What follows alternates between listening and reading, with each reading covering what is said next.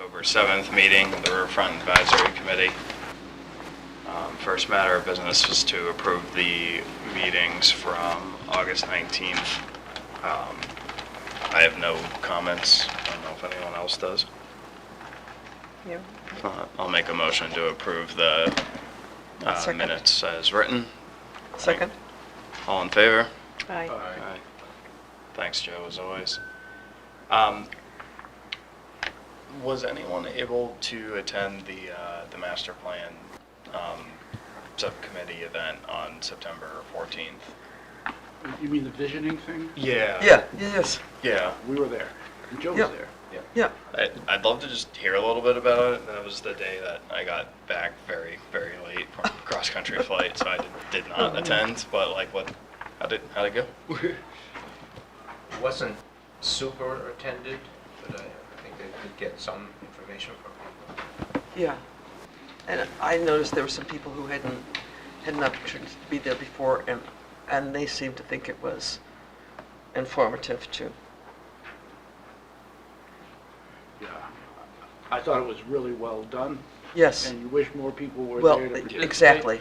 But it was designed to get feedback from the people that weren't there. I mean, And I thought well designed for that, to it was get well that feedback. designed. To elicit feedback that people might not have, just looking at it, thought to give them. But to have all those questions and prompts was really well done.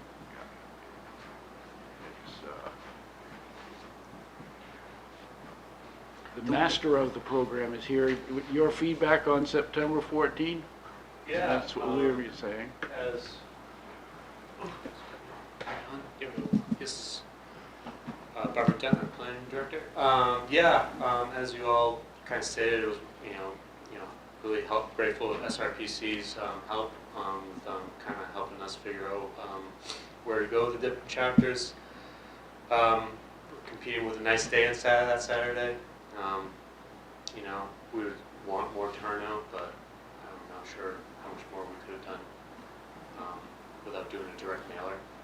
I was asking them actually post-event. It's like, not the turnout that we exactly wanted. And what are other communities doing? And I said, well, one community, I think it was like New Durham, like they just did a direct mailer to everyone, but they only have like 1,500 people. So. Yeah. Harder with 9,000. Yeah. So it would have been a little costly, but on that note, for the charrette coming up, what we did is the radius around the riverfront, and we're doing a direct mailing to everyone on that. So we're going all the way up the hill, and then kind of down towards the railroad tracks, and then up Bay Road a little bit to where it starts going there. So we incorporate all those properties in there since they're going to be in the direct, area of interest. So we mail those out here. You should be getting those folks that live in that. This is kind of what we just sent out. Yeah, great, thank you. When was it sent? We sent it, yeah. This one was sent out? Yep, so it's sent out today. Nice. So kind of the idea was we don't overburden people with different events. So we want to kind of feel like we're almost a week and a half out. It might be a good opportunity we'll get probably in their mailboxes 2 days from now, I would say. And so hopefully that'll work. So circling back to the event in September, looking forward to the results, the survey results as well. So SRPC is compiling all that data and the information, and then in November we'll be going over that with the different committees, Master Plan Subcommittee, Riverfront, and Transportation, all the affected chapters and the teams working on those chapters, Energy, Environment, Planning Board. So we'll have a month of, analyzing and debriefing, and then from there we'll be developing chapters, hopefully be done with all rough drafts by April, and then we'll start finalizing those drafts and start having the public hearings in June, July. That's the idea. Do you have a rough idea of how many mailings are going on? I think we did around 500. Oh, that many? Yeah. So, Just a little local. just in area. that area, yeah, this area here. Oh, 500. So, Bart, have you received many RSVPs? I noted that that was, RSVP was loaded on, I think also the town, the other flyer that's been on the website. yeah, no, for this event, we didn't. Okay. We didn't have that set up. Okay. But, you know, like I said, the way it's set up, you know, the participation will just be that Friday for the Okay. public, yeah. For the general public. Yeah. For this group here and other boards and committees will be early in that afternoon. Mhm. And, so, any questions, any more questions on the September meeting or vision session? I had one question was, should we come back for the rollout of what they've decided on Saturday? Yeah, or I encourage you to come if you want. If you got nothing else to do, sure, yeah, please do. That's at 3 p.m. on October 19th. So the way this works is in the morning and afternoon, the charrette team will be meeting with municipal leaders, local business owners, and key stakeholders in that area, so direct property owners, and you know, having discussions on current challenges, opportunities, and what's the vision forward. And so having those, it's almost similar conversations that we'd be having in the general public, Mhm. but just a little more context because folks in this area have a better idea what the challenges are and whatnot. So just to just live with it more, they're more in contact with it. Mhm. Say someone outside town. Do you have a meeting set up with Rivermore? Anybody from Rivermore about that? Yeah, so that's with a direct mailing. So people from Rivermore, Mhm. Betsy. Right, right. So they would be, these are one of the folks that would be contacted through this card. Yeah. So I mean, we would reach out. I was planning on reaching out to a few stakeholders, especially in the mill buildings this week, and It just might, if you're meeting with landowners and, they're a big, they're an important voice around what happens to the Riverwalk, so. So what time is that on Saturday then? I know I see the public listening sessions, but you indicated that you were going to have some stakeholders. yes, actually on Friday. So, On Friday, yeah, yeah. it's between 1:30 and 3. Okay, And actually, I have the other. I didn't get passes out last time, but this kind of has the program. oh, great. Thanks. I was hoping you'd have this again. Yeah. Thank you.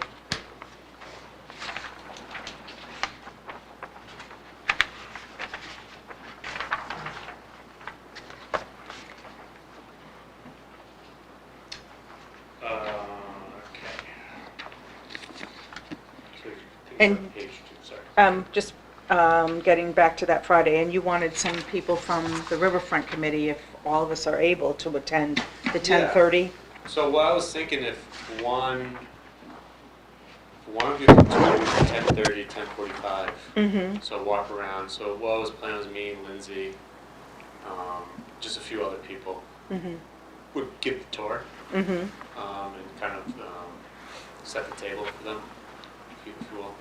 So if there's someone from this committee that wants to be there, can be there, that'd be great. One or more is fine. Yeah, I'll be there. Yeah, I'll be there, definitely. I'm also planning to. You're gonna be, Ingrid, are you able to come too? Yeah, I could come. Yeah. Yeah. You're all welcome. Joe? so. Okay. Yeah, I just didn't want to be Don't wanna too much of a crowd if have it were. So really, what I was thinking for the tour is, we start at Shandon Park, we walk through the easements, go through the mills section, go over the bridge, go to Bryant Rock, and then from there we can just talk about different, challenges, successes, and whatnot. And then we can circle back the downtown portion of it, going down Main Street, and kind of, have context there from a business standpoint. What's the current status of Heron Point? Is the gate still locked? Still locked, yeah. Do you think we should walk up there? I feel like you can describe it, but I also wouldn't mind showing them, like, town just invested a lot of money in that property. It's a very Yeah. big property right on the river. I think we could. Some eyes on it may not be the worst. I think we could because, well, I mean, they give the.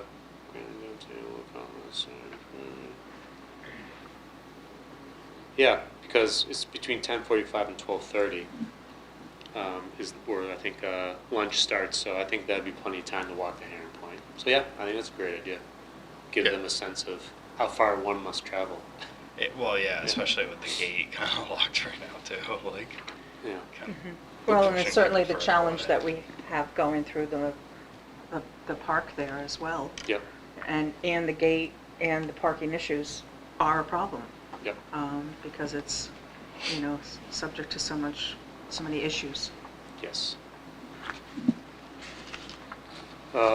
Yeah, and then so after the tour, they kind of debrief on that, and then we gear up towards having those conversations with stakeholders, as municipal leaders, and other folks directly impacted in that area. So that's between 1:30. So that's where, I would, if anything, show up for that segment. But I think would be most beneficial for the committee.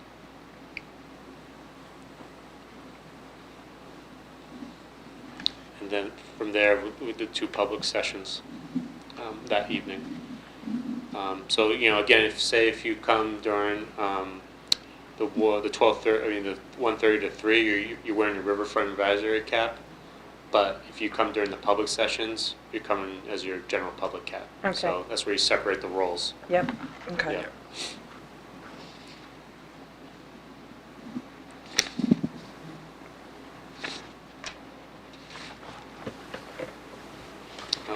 And here's the final confirmation on our team. The people showing up.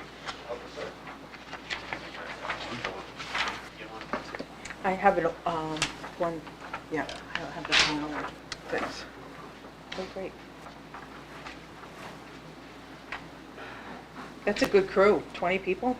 Yeah. Wow, yeah. No, I was talking to Tiffany. She's the head of Plan New Hampshire, McNamara, and she said when this popped up, there was a lot of interest. So I think there's a lot of people that were connected with Newmarket in one way or another at Yes. different points in their lives. So, so I think when the opportunity came, people were really interested.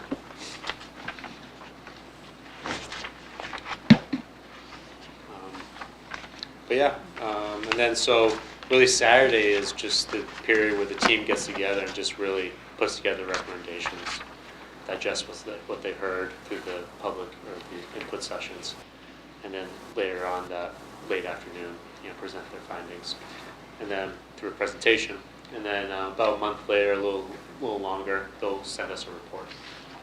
Now, do that you we want can us there use. on Saturday morning? Excuse me? Do you want us there on Saturday morning? That's generally just, no, you don't have to come Saturday Okay. morning, just come for the presentation at 3.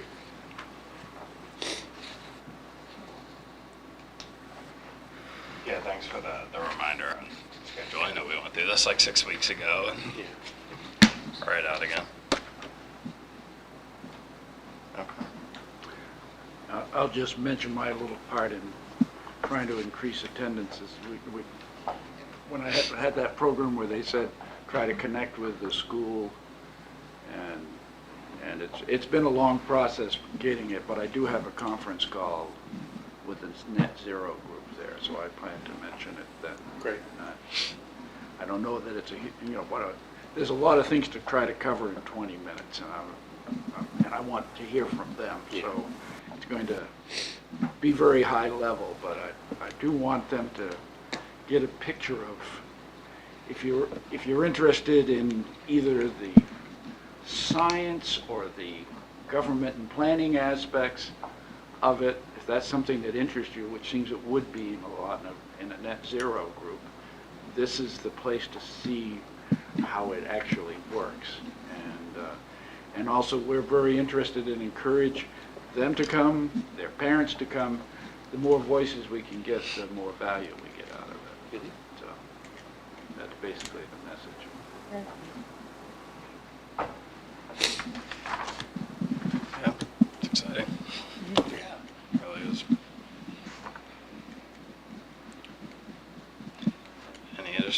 thoughts or communication? Or? I mean, I actually posted something on our owner's website page, Facebook page today, just letting them know that it's coming up and to mark their calendars. And then those that are not on the Facebook, I actually made a small little flyer and slipped it under their doors. Great. And I've also reached out to 2 owners over at Bryant Rock, notifying them and sending them some information as well, the scheduling and stuff, so. Yeah, so hopefully between that and these. Yes, Yeah. yes. And I'll send out to my neighborhood association, Mm-hmm. see if I can get more Excellent. folks. Thank because you. People are active in getting out. Yeah. I'll discuss with my wife, who's my social media coordinator. Yeah. And she seems to know quite a few people, so Yeah. I'll have her post something as well. Yeah. Yeah, and then I have a few meetings this week, so I'll just, people watching, hopefully. It's already up in the website, town website, so it's front and center, so do check it out. Is there a master plan meeting this week? A what? A No, master there plan? won't be, Okay. actually, yeah. I couldn't remember. Yeah, no, I was gonna send that out. All right. Do we have a finalized idea of what the easements are over here at? Not finalized, Okay. Knowing that is going to be important, I think, for any discussions. yeah. Did you Unless I thought say, it was still kind of like up in the air as to what? did you say that on Friday morning on that walk, you were going to be talking to some of the landowners that morning, or did I misunderstand? Are you? No, they'd be coming during the input sessions, Okay. yeah, right. It's Okay, just got more it. of a tour of the area. I got And then, confused. yeah, and then as we walk along, we talk about different, like easements and whatnot. Yeah. But yes, Joe, the easements, it is official, we do have all that information. It's just not in a one-pager yet, so I can put that in one-pager. One other thing, I don't know, it's coming down the line, you talking with Sean from Environmental Services. I know at some point in time they're going to be doing something with the pipe that goes under the river here, and is that going to impact anything that we're looking at? Yeah, It so. shouldn't, you would think. It shouldn't, talks about, what's needed to get the pipes, the new pipes in, and where it's going, depending on funding. But yeah, it shouldn't necessarily, it could actually be an opportunity as well, for like Liver Shoreline. Yeah. We, very preliminary discussions with him, but he's open to the opportunity of reimagining Creighton Street, at least along the shoreline. Okay, all right, as long as you're Yeah. talking with him and say, let him know what's Yeah, going on. no, he's definitely aware. Actually, I know Sam, you talked about the boot camp. But for those folks that weren't there, last Thursday, we did, Sam was a part of a panel discussion on like how to be a change maker in your community. So, how to volunteer, basically. And part of that was a tour of the wastewater treatment plant, which had good attendance. Good. And Sean was great. Sean Yeah. and I think it was Sam, the other gentleman's name. Yeah. And very interesting, very formative, and people were really impressed, with the history and where Newmarket is today. So, and Sam did a great job as well. Talking about being part of town government from a volunteer perspective and what that takes and what it means. So there's a couple more if I do a quick plug with them, if Dale's there as well. I think, Epping is the next one. Epping, right. And I think, are we there Thursday? I can't remember. I saw you at the Newmarket. The unveiling. Yeah, of unveiling the- of the mural. I'm getting my events mixed up. A lot of events that day. Yeah, but there's a couple more. One Epping, and then where's the last one? It's Epping somewhere else. Oh, it's at the Discovery Center. Yeah. Great Bay. So, if you want more information, learn about that. Happy to share that with you. Anyways, it was great. I thought it was a good, positive discussion on what we're doing from an environmental perspective. municipal government, so. Yeah, any other questions about charrette? Any other things you wanna bring up? If not, No, I'm all right. I think it was, just to get another chance to kind of reiterate the schedule and make sure we were supporting appropriately, so. yeah. Is there going to be a Zoom session for the public sessions? No. Okay. It did say, I don't know if it's easily done, but didn't it say in what you handed out last time that at our discretion, it could be streamed? They had, that, it said that, I just was going through. the Yeah, page. Yeah, we I'm can looking at- record it.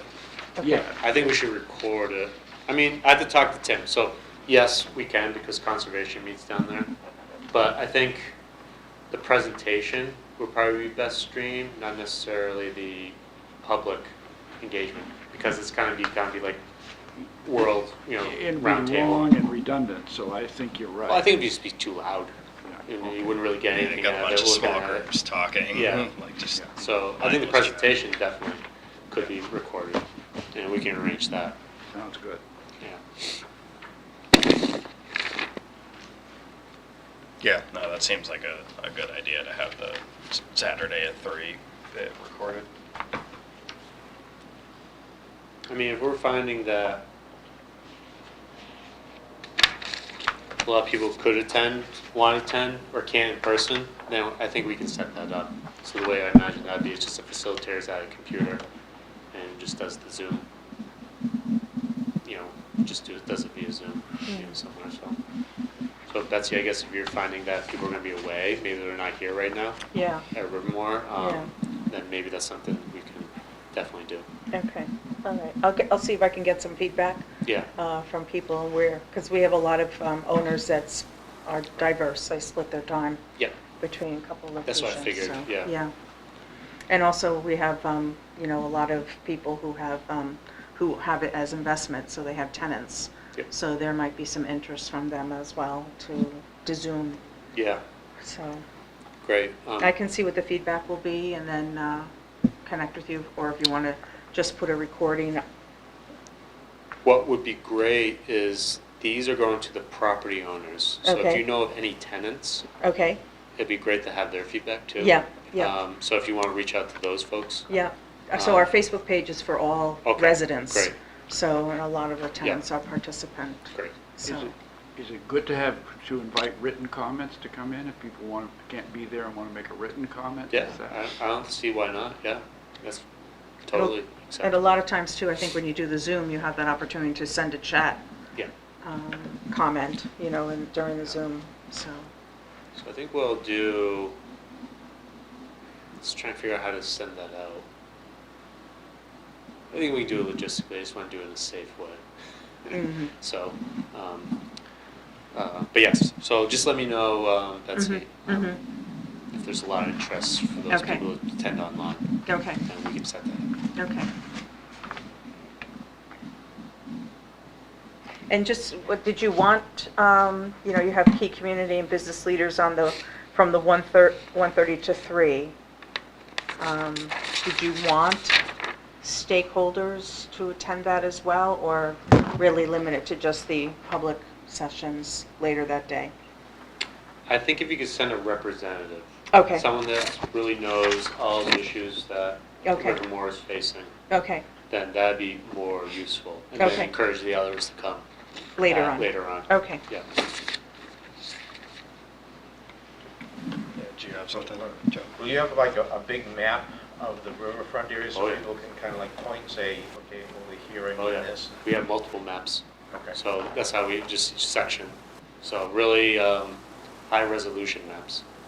So you can really clearly see, what. So You're we pointing point, to. Here's Heron Point, Yep. here's the Oh, yeah. Center Park. And Yep. say, Yep. Those will be all set up. The organization on the visioning meetings has just been terrific. Yeah. First been. rate, so. Yeah, I was gonna say that. Like, I know the charts about the riverfront, but especially with the proximity of like the core downtown to the riverfront too. Something that I really liked at the visioning session for the open space was the ability to like push pin the places that and and use, like, I think that could be like a really useful activity again. Like, do you use the open space? Do you use the library? Just like, and just seeing the relationship of where people are using those spots. Like, I don't know how much the downtown creeps into their scope or.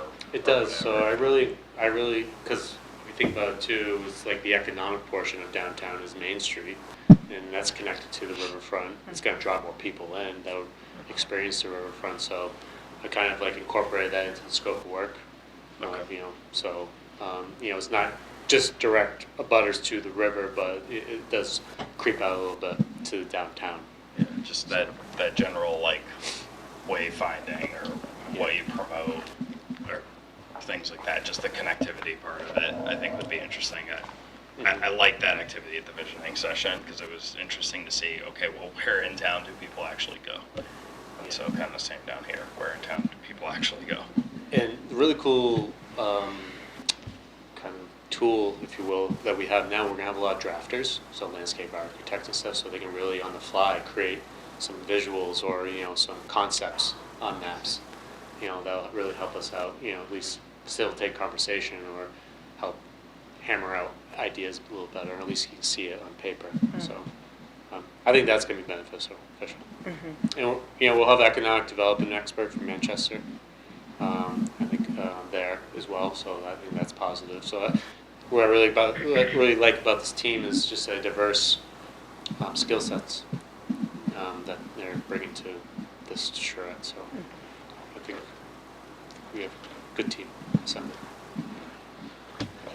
Just because I know you're looking for more things to do, when the, Of course.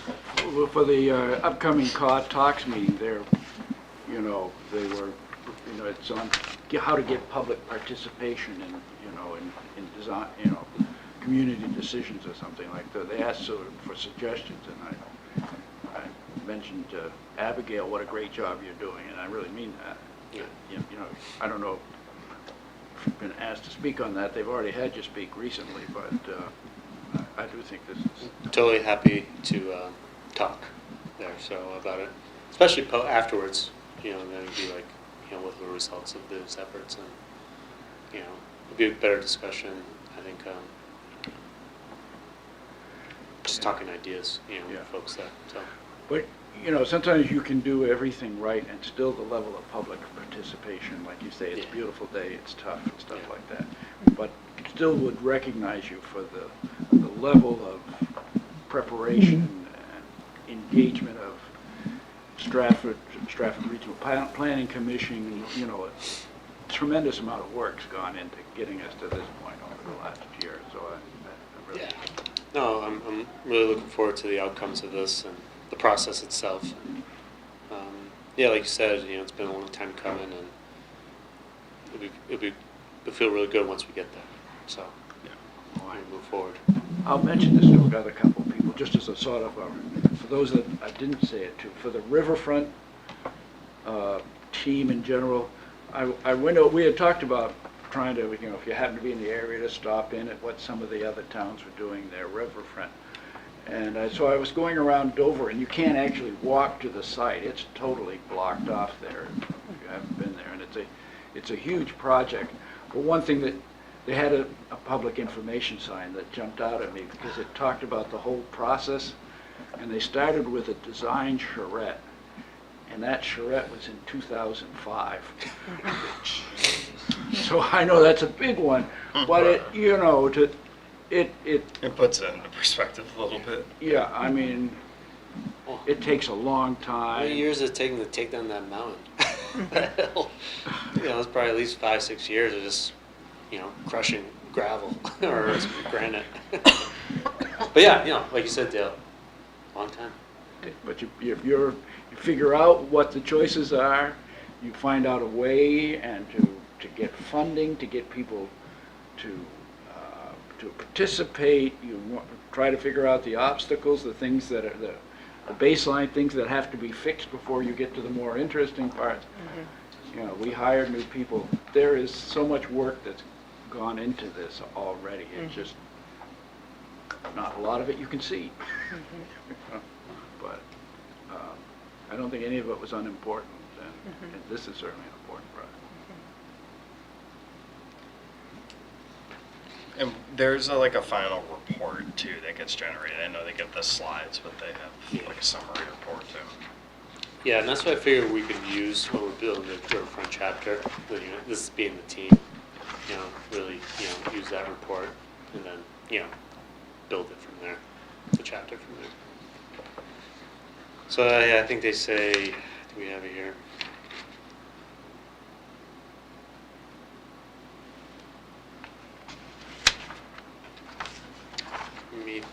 Methinks it's about 6 weeks after. Yep. It's 8 to 10. 8 to 10, Yeah. so hopefully we can encourage them to be a little quicker. But at least we'll have all of us being there, seeing that presentation, we'll have a good sense of where to go. One question I don't think, I mean, I know we've discussed it, but I think, I've thought about it since, and I'm not sure, and I think I've mentioned it to you, is I'm not sure that we really don't have a choice when we plan out. This is really the Shanda Park part, the park place. A lot of the living shoreline has migrated down in front of the sewer plant. It seems for the small size of the park and the importance of it as a gathering place, and maybe having some infrastructure there, I would really like to know, and maybe have this design team advise us whether the town has a choice or not as to whether we try to design it so it's not going to flood regularly in the future. If you have a big storm surge event, anything's going to flood down there. Yeah. But to say this is something that, like Newmarket's town landing area there where they're around the old boat landing and stuff like that, that floods regularly. Every king tide, that floods, and there's a wind blowing, it floods. It would be real bad to park your car there on those days, and they put a sign up. So this isn't like that, but it is something that what we're talking about is on just about every king tide. It would be flooding in 25 years. Mm-hmm. I think that's the way I would understand that. It would flood just regularly on king tide. So I think we should know if that's a choice, to have it be that way, or whether there's a way that we could protect the park, not a very big park, protect that, and then adapt shoreline, living shorelines on other portions of it. If it's not a choice, if it would be impossible to do, that's one thing, but, it's sort of like when I was on the dam committee, at first it sounded like there was no choice to keep the dam. But through discussions, it turned out, well, yes, there is a way to do it, and that turned out to be what the town wants. So I would hate to just start off with the assumption that there is no choice to be made there, if in fact we do have a choice. And then people might decide, no, we'd rather let it, we'd rather not invest in it that way, we'd rather not disturb it, it might be too much difficult to do. But I think that really is an important decision point. Well, my understanding is that you would have, this would be something, if it's a park that's really important to maintain, landscape architects should be able to come up with a plan to, if it floods, but then when the water recedes, minimal damage has occurred, if any. So, that's, I'm familiar with the property that, regularly floods all the time, and when there's heavy rains and stuff, not in this state, but in another state, and they specifically designed this waterfront park to allow for the flooding. Yeah. And they planted in, native plantings, and all the materials that they use were designed to withstand the saltwater flooding and stuff. And, after the first big flood, they realized certain benches weren't high enough, so they went in and they, elevated the benches and stuff. But, it's constructed specifically because of the flooding. So. But what I would add to that is, I still think it would be good to know if that's a choice. Oh, absolutely. Because by the time we get it built, Mm-hmm. you can say, you know, by 2050 or slightly beyond, I think what is the expectation of an additional 2 feet of sea level rise? So I think, you know, for the amount of effort and time that's going into it, it should be designed with an understanding of how much flooding we want to allow, what we're going to expect about that. You know, a lot of things will be good. That whole Moonlight Brook Lagoon, I think that, you know, going back to the design, you know, the living shoreline meetings there, they said, well, gee, under those conditions, that would be an important living shoreline area. It's just that lagoon, it won't, if we, you know, we've opened it up. So there are a lot of things that would be different about that. And to your point too, we probably need to look at a secondary location for a lot of the activities that are held at Chandler Park. yeah. I mean, I think that's part of the choices that are involved here, if they are choices.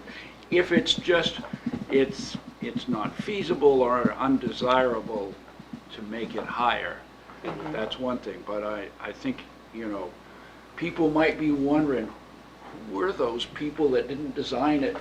You know, we know a lot about how much the water levels are going to rise in that time period. So if they already go up another foot before it even gets finished, and then another foot shortly thereafter, Yeah, if we're up to the back door of the church with water.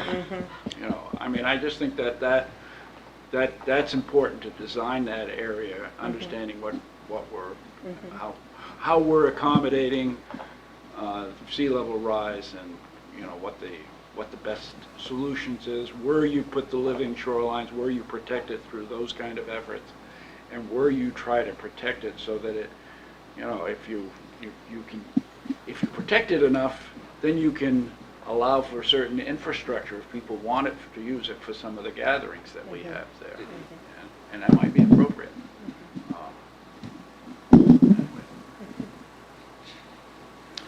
So is there a time to ask that question on the Friday, or is it, Yeah. you put it on the agenda or something? I would ask that question.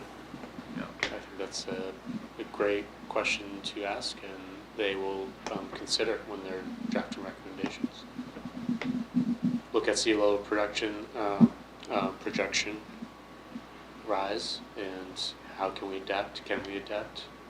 If we do adapt, what would that look like? Here's what we value, here we would like to have at the park, and are there alternatives, if we can? A couple will spring to mind, the alternatives, but, yeah, no.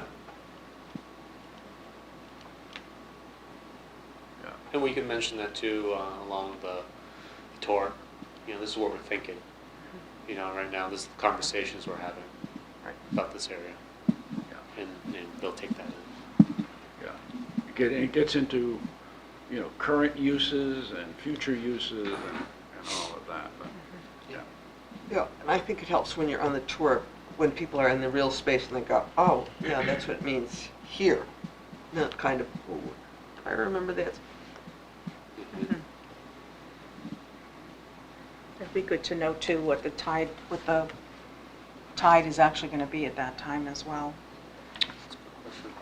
It's easy enough to project, you know, when you're doing the tour. Let me look. Does your Yeah, 'cause it weather does go look that far out? Yeah, Very 'cause it. different down there at low and high Oh, tides. yeah. Bring-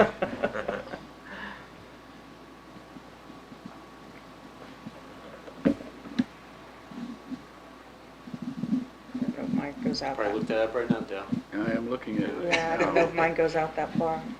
So this is, we're talking the Friday. Friday morning mine around doesn't. 10:30. Yeah, I gotta. Mine doesn't pull it up I to gotta here. go back to the next one.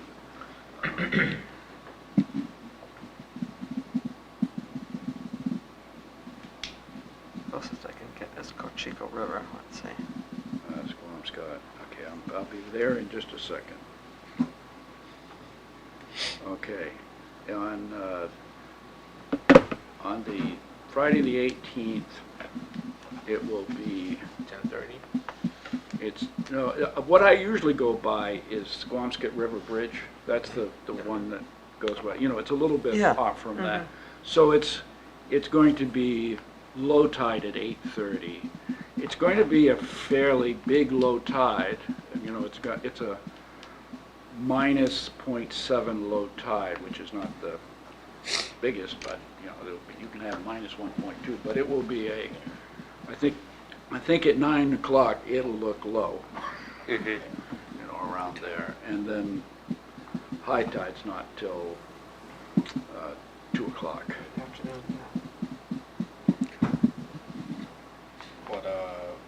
What's the,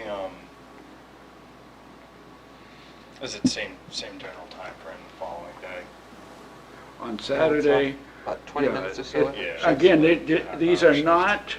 these are big tides that are happening there. So if anybody wanted to see, you know, Saturday, it's at 3 o'clock, but there's going to be, you know, an 8.7 foot high tide at around, you know, probably 3:15 or something. It will peak out. So That's just what I'm like wondering, not that you want to like distract people, but with 20 people on their team, I wonder if it's worth like a couple of them popping down there, like just to look at it at high tide versus low tide, because if you're not familiar with the area, like it does look way different.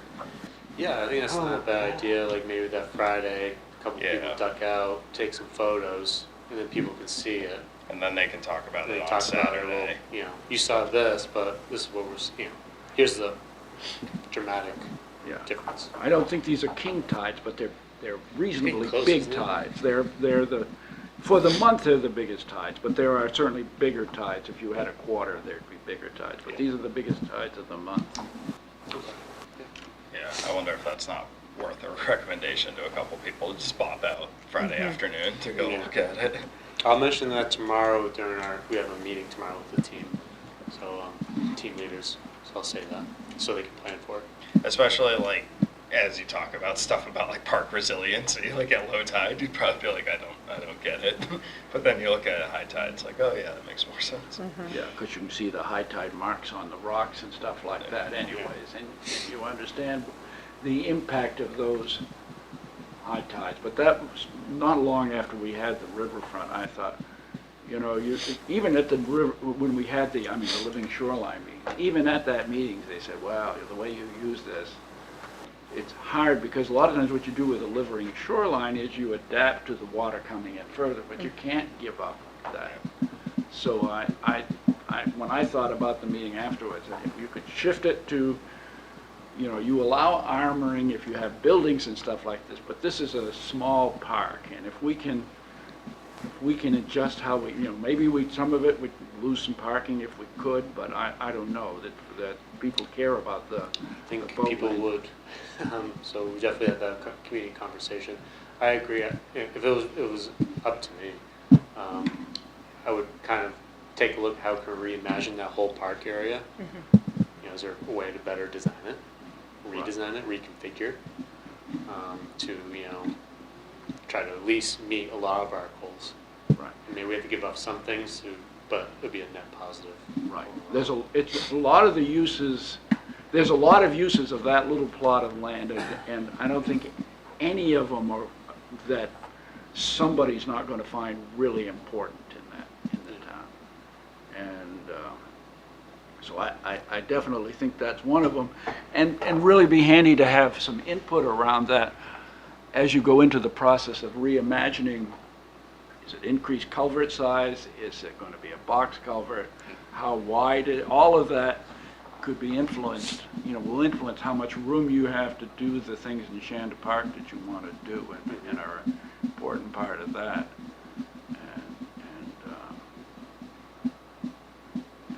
And there was something else that just popped in. I got to get it back. I think, you know, we haven't had a lot of conversations, but, geez, I'm blanking on his name. The guy who was the immediate past chairman of the Conservation Commission is Patrick, right? I've seen him around.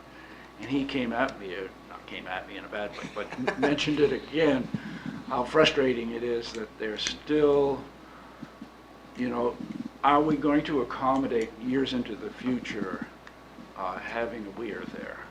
And I think that's my pet peeve. yeah, and I think that we had conversations about it when when we had the living shoreline discussion. It wasn't, you know, some of the times it was dragged over an area where there actually were existing rare plants in the area, and they said, oh, geez, that's too bad. And I bumped into the guy who is the, Paul, that sort of is he and his wife are representatives of the indigenous peoples in this area, and they show up at a lot of things talking about it. And you might think, well, the indigenous people would want that weird demonstration. And he said, no, we want that out of there. So I think at least, you know, one of the things, if you actually, you know, if everybody that said that, well, we love the weir and we want to keep it, then, you know, we got it for a while. But if you had a lot of people, you know, if you presented both sides of that in some kind of brief manner, people said, yeah, I don't think we need to keep that there, and that doesn't need to be part of the future.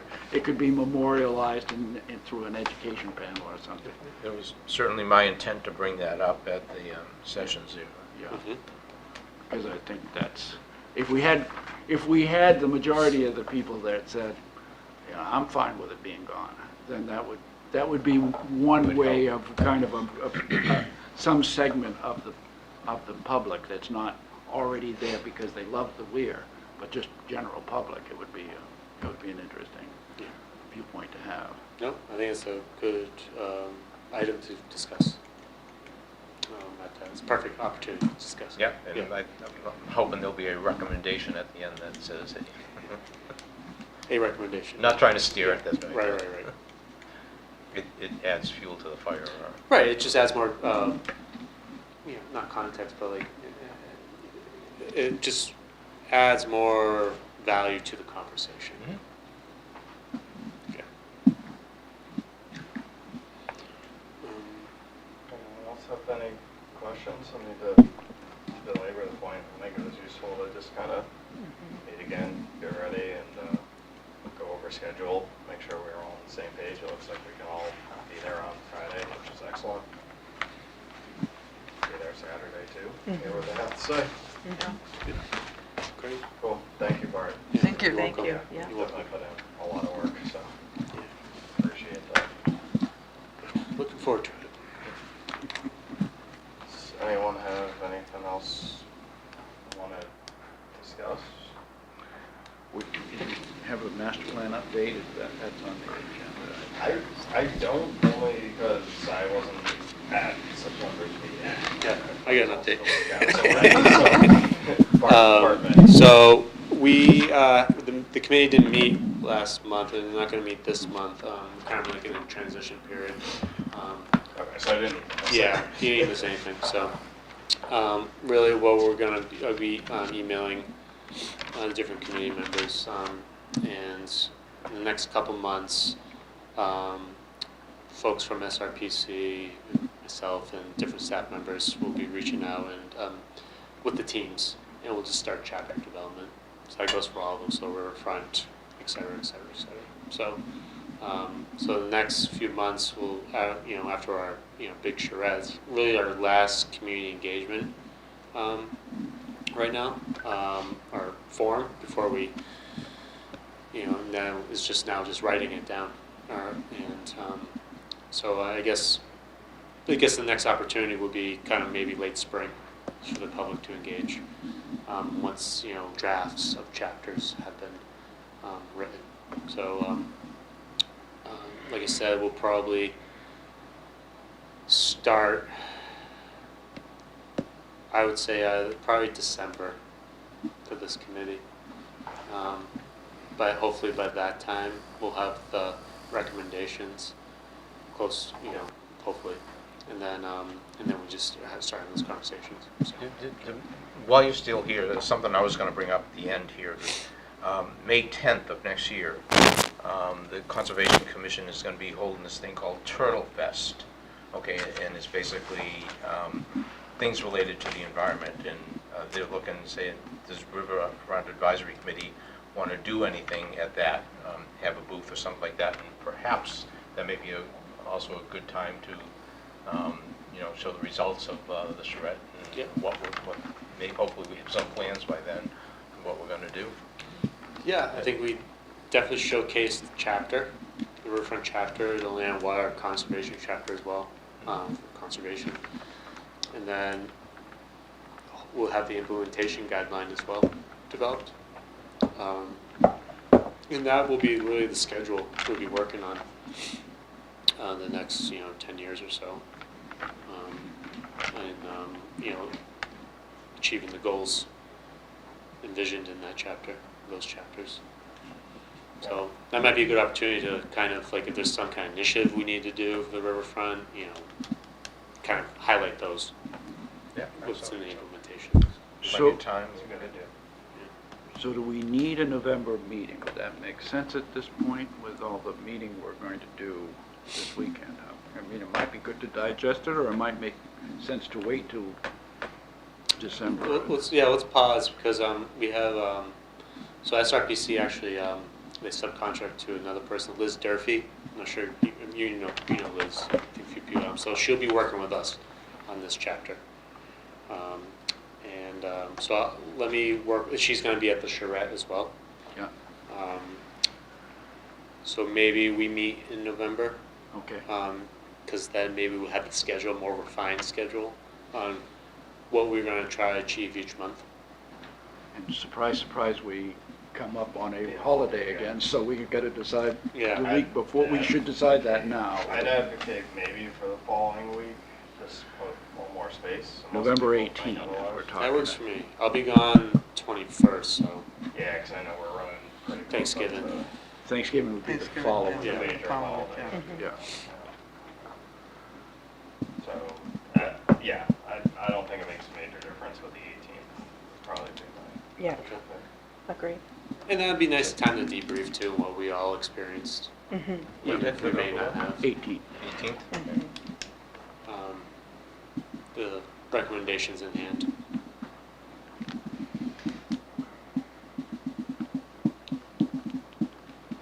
I'm on Monday, know that. Yeah, we seem to have a penchant for falling on Monday holidays. It's amazing. I never would have appreciated how often the second Monday of the month is a holiday, but I do now. Yeah, no, it's funny. I actually just got a recurring meeting invite Friday. That's the second Monday of the month. I'm just like, all right, so we're just not meeting until December. Did you look at this? It seemed well thought out. Maybe that was the point. Yeah, okay, I don't know. Maybe it was. Yeah, strategic I planning. scheduled a meeting. I mean, we work on holidays, but we're clients too. I don't know. Yeah, it's kind of funny. Okay. Well, thank you everyone for your time. I don't have anything else that I was planning on discussing today. We'll meet again on Friday. Next Friday. Next Friday, Okay. sounds good. Yeah. Cool. I'll make a motion to adjourn. So moved? All in Second. favor? Yay. Aye. Excellent. Thank you everyone. Thank you. You. That was efficient.